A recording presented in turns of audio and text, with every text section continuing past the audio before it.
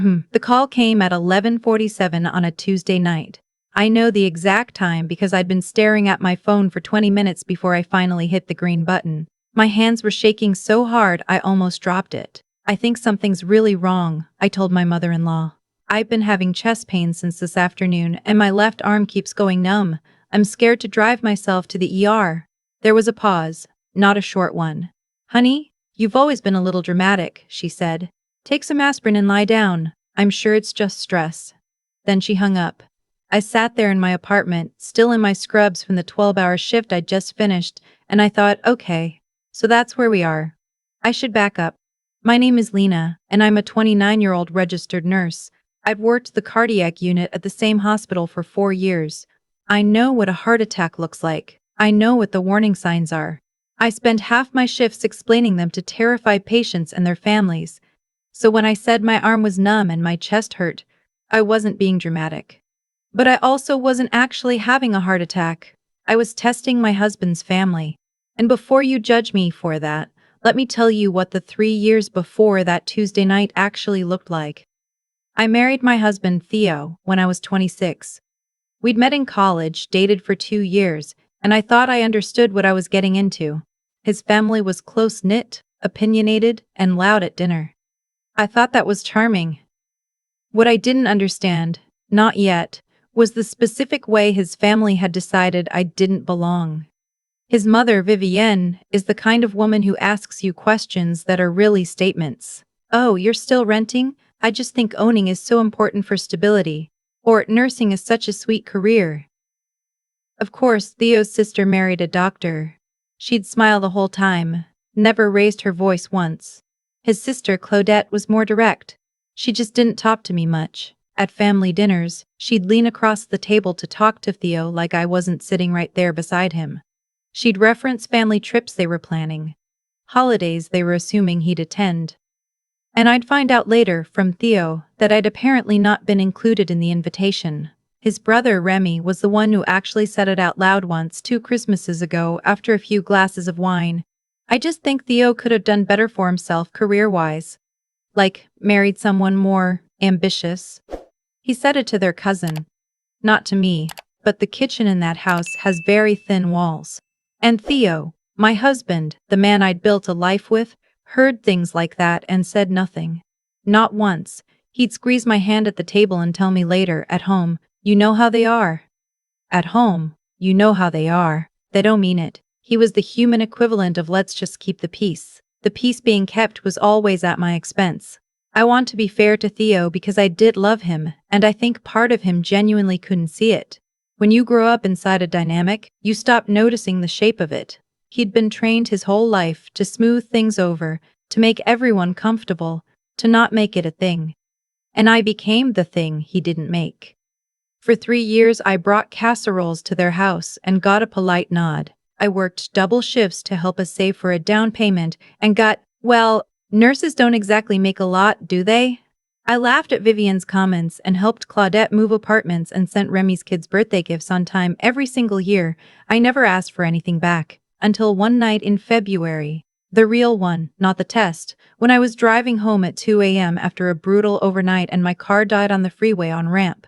I was alone. It was 38 degrees and I called Theo first. He didn't pick up. He was sleeping, which, fine, okay, it was 2 a.m. So I called Vivienne because she lives 12 minutes from that freeway. She picked up on the second ring, heard me out, and then said, very calmly, "You really should have roadside assistance, Lena. That's just basic adult planning." She did not offer to come. She gave me the number for AAA, which I already had, and said goodnight. I stood on that ramp in the cold for 47 minutes waiting for a tow truck, and I thought a lot of things. But mostly I thought, I have given this family 3 years of myself, and not one of them would drive 12 minutes at 2 a.m. Now, I have to tell you about the one exception. Theo's cousin, his mother's sister's daughter. Her name is Adaja. She goes by Ada. She's 32, works as a dental hygienist, and she married into a different branch of the family drama about 4 years before I came along.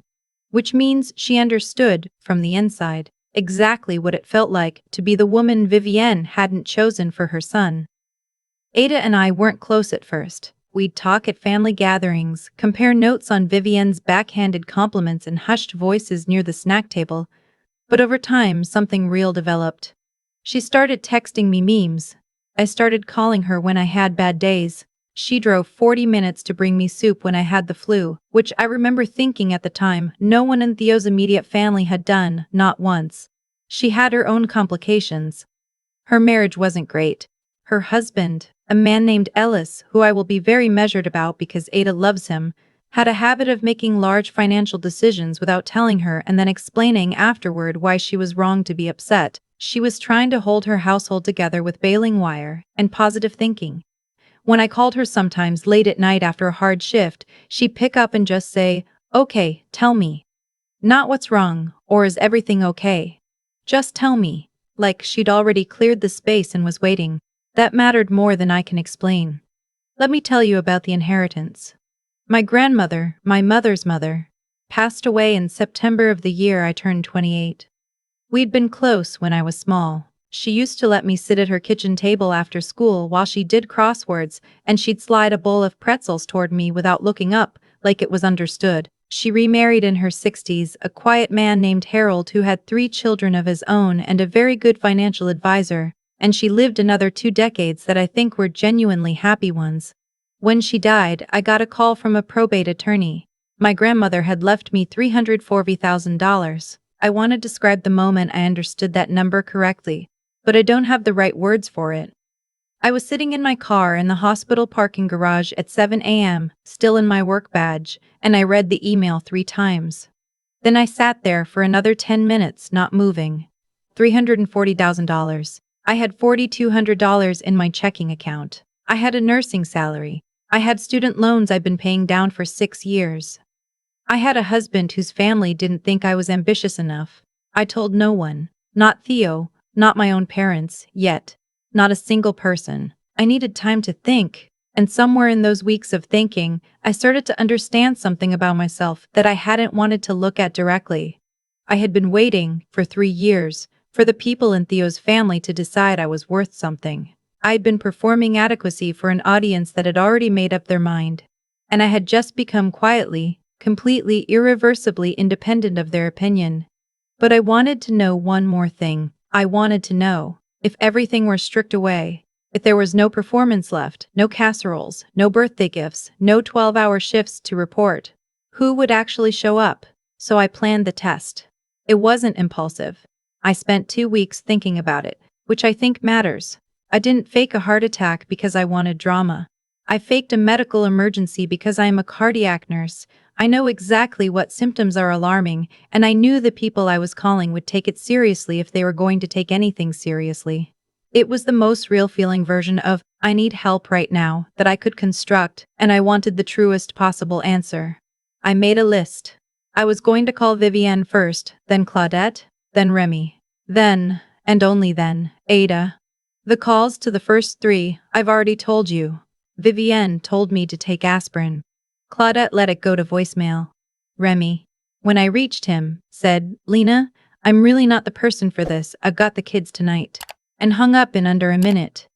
Then I called Ada. She picked up on the first ring. I could hear her TV in the background. I told her what I told the others. Chest pain since afternoon. Numb arm.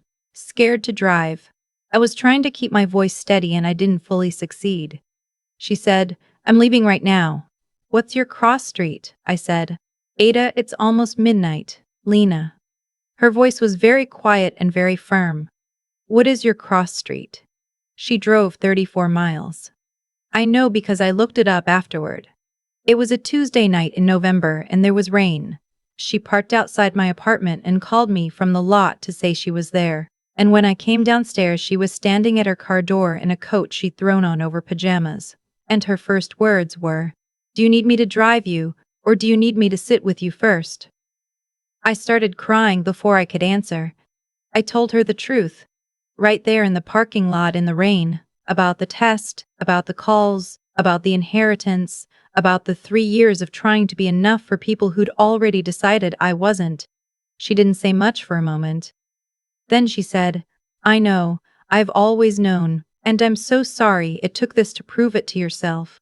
We sat in her car for 2 hours. The heat was running low, but neither of us got out. The weeks after that were the strangest and quietest of my life. I'd been meeting with the attorney and a financial advisor my grandmother's estate recommended. I was learning things about trusts and accounts and tax implications that no one had ever taught me, and that felt, honestly, like learning a second language. But I was also doing something else quietly in the background. I was building a way out. Not from Theo, not yet. That came later, and it came from him as much as from me, and it's its own long story.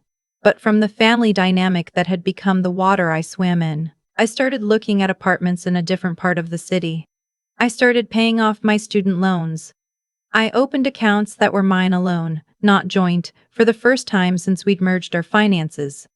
I helped Ada too. Not in a grand gesture kind of way. She would have pushed back on that. But she'd mentioned once, in the kind of offhand way that means it's actually been keeping you up at night, that she and Ellis had a shared credit card with a balance that was mostly his and she couldn't see the end of it. I asked her if I could help with that. She said no the first time. The second time she said, "I don't want to owe you anything." And I said, "Ada, I sat in your car in pajamas in the rain for 2 hours. You don't owe me. This is just me being someone in your corner." She let me help. I also called a real estate attorney quietly on her behalf to understand what her options were if she ever decided to leave Ellis. Not to push her. Just to know. Just so when the moment came and I thought it might, she'd have somewhere to land. The reveal didn't happen the way you might imagine. There wasn't a confrontation scene. No dramatic dinner table moment. No speech. It started because Claudette posted something on Instagram, a photo of a vacation they'd taken, all of them, Theo included, to a lake house in Vermont. I hadn't been invited. I hadn't been told. And I saw it while eating breakfast alone on a Saturday. I texted Theo. I saw the Vermont pictures. He called me immediately, stumbling over an explanation about how it had been a last-minute thing, and he'd meant to mention it and he knew how it looked. And I said, very calmly, "I need you to come home." When he got there, I told him everything. The inheritance. The test. What Vivian had said. What Claudette had done, or not done. What Remy had said years ago, through that thin kitchen wall. What Ada had done in the rain at midnight. I told him I had been trying to earn a place in his family for 3 years and I was done trying. He was quiet for a long time, and then, and I want to be honest about this because it matters, he didn't defend them. He sat with it. He said, "I've been making you carry this alone," and I told myself it wasn't that bad. His voice cracked on the last word. I think I knew it was that bad. That conversation was the beginning of a long, hard process for our marriage. We went to couples therapy for 8 months. I won't tell you it was easy or that it fixed everything cleanly. What I will tell you is that the man I'm still married to today is not the same man who squeezed my hand at those dinners and said nothing. Something broke open and then we rebuilt it differently. What did not get rebuilt was my relationship with Vivienne, Claudette, and Remy. About 4 months after the conversation with Theo, Vivienne called me.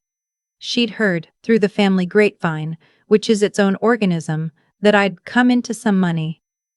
I don't know exactly who told her or how much she knew. She called on a Sunday afternoon, very warm, very familiar, like a period of silence between us had never happened. She said she was so glad things were going well for me, and that she'd always known I was such a hard worker, and that she hoped we could all move forward as a family. Then, about 12 minutes into the call, she mentioned that Remy's business was in a rough patch and that the family was trying to pull together some support, and she just knew I'd want to be part of that, as family. I let her finish. Then I said, "Vivienne, I called you in November at midnight and told you I was having chest pain and numbness in my left arm, and you told me to take aspirin and hung up." Silence. "I'm not going to help with Remy's business," I said. "I hope things turn around for him." Then I said goodbye and I hung up the phone, and I sat very still for about 30 seconds, and then I felt something I hadn't felt in years. I felt nothing at all, not in a numb way. In a free way. "I want to tell you where Ada is now. She left Ellis 8 months ago." It wasn't one dramatic moment, it was a long, slow accumulation of moments, and then one day she called me and said, "I think I'm ready." And I said, Okay, let's make a plan. We'd talked through her options enough times by then that she knew what the steps were. She had somewhere to go. She had a lawyer she'd already spoken to. She was scared, but she wasn't without resources. She's living in a 2-bedroom apartment now, closer to work, with a succulent collection that has gotten genuinely out of hand. She texts me photos of them, sometimes at random hours with no explanation. Just a picture of a little green thing in a terracotta pot, and I feel such specific happiness when I see those texts that I can't fully articulate it. She came to my apartment last month for dinner.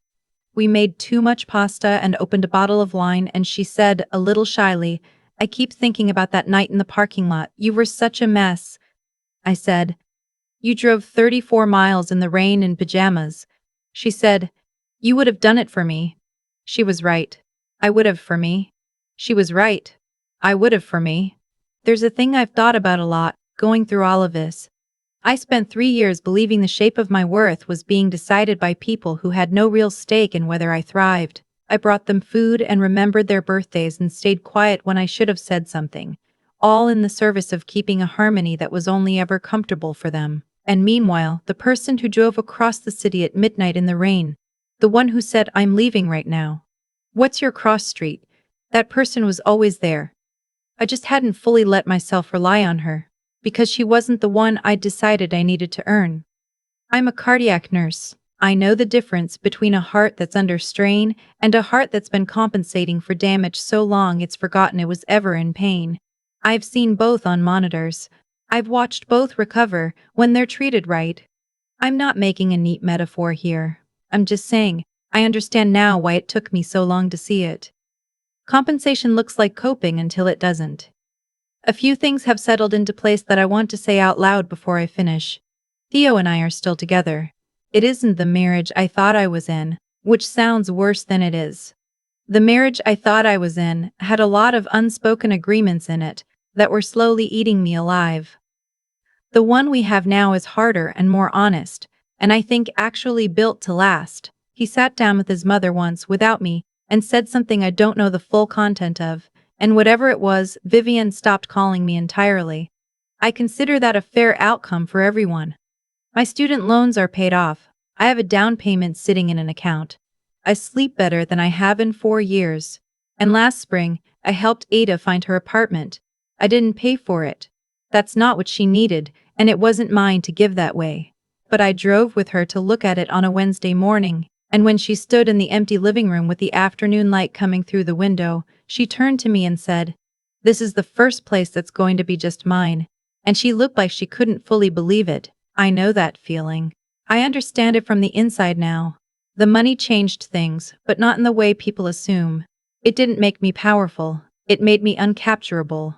And that is a completely different thing. I couldn't be managed by Vivian's approval anymore, couldn't be kept in line by the implicit threat of being left out, talked about, made to feel small. The inheritance didn't buy me a new life. It bought me the option to leave a dynamic I should have left years before. Most of what I built since then had nothing to do with money, and everything to do with finally deciding my own comfort was a priority worth protecting. I'm still a nurse. Still 12-hour shifts, still cardiac unit, still explaining warning signs to scared people at 3 in the morning. The work is the same, but I drive to it in a car that doesn't break down, and I come home to an apartment where the furniture is mine, and I know, with a certainty I didn't have before, that if I called someone at midnight and said I was scared, they would say I'm leaving right now, not because they had to, not because of family obligation or social pressure, or what it would look like if they didn't. Just because, to the right person, you are worth 34 miles in the rain, and knowing that, actually knowing it, not hoping for it, not performing your way toward earning it, changes everything. I've been thinking about cause and effect a lot lately, not in any grand philosophical way, just in the quiet, practical way you start to think when you look back at a long stretch of your life and finally see the shape of it clearly. For 3 years, I made choices based on what I thought would make me acceptable. I brought food to dinners where I wasn't really welcome. I stayed quiet when I should have said something. I absorbed small cruelties and called it keeping the peace, and those choices had consequences, not punishment from the universe, just the natural result of teaching people how to treat you. When you keep showing up with your hands open and your voice soft regardless of how you're received, you're not being virtuous. You're just confirming that the dynamic works. That's the thing nobody tells you about being the one who tries harder. It doesn't earn you anything. It just makes the trying feel normal. What changed for me wasn't the money. I want to be clear about that. The $1,340,000 mattered because it removed a specific kind of vulnerability, the financial dependence that kept me calculating whether I could afford to say no. But the real shift happened in a parking lot in November, standing in the rain, finally letting myself see what I'd known for a long time and refused to look at directly. Ada drove 34 miles in pajamas because that's who she is. She didn't do it because I'd earned it, or because I'd performed enough kindness in her direction. She did it because some people are simply built to show up.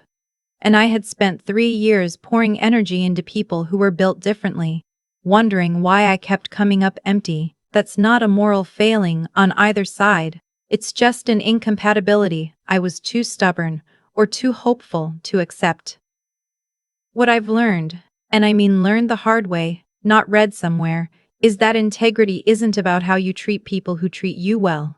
It's about the choices you make when you're the one with less power, less money, less standing. Vivian had every comfort and called me dramatic.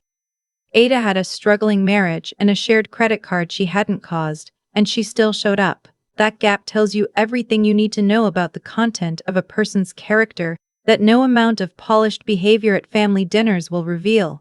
Resilience, I think, is often misunderstood. People talk about it like it means enduring, gritting your teeth and continuing, but the version I lived is different. Real resilience is the decision to stop spending yourself on what isn't working and redirect that energy toward what is. It's the moment you look at a dynamic that's been slowly draining you for years and say, I see you now. And I'm done. I still work 12-hour shifts. I still explain warning signs to scared people at 3 in the morning. The job is the same. But I drive home differently now, to a space that is mine, to a marriage that is honest, to a friendship with Ada that I don't take for granted for even one day. The people who couldn't be bothered to drive 12 minutes in the cold are still living the same lives they were before. That's not a punishment. That's just what happens when you don't change. The world adjusts around you, and eventually, you become someone other people quietly move on from. I moved on, and it turned out that was the only thing I needed to do.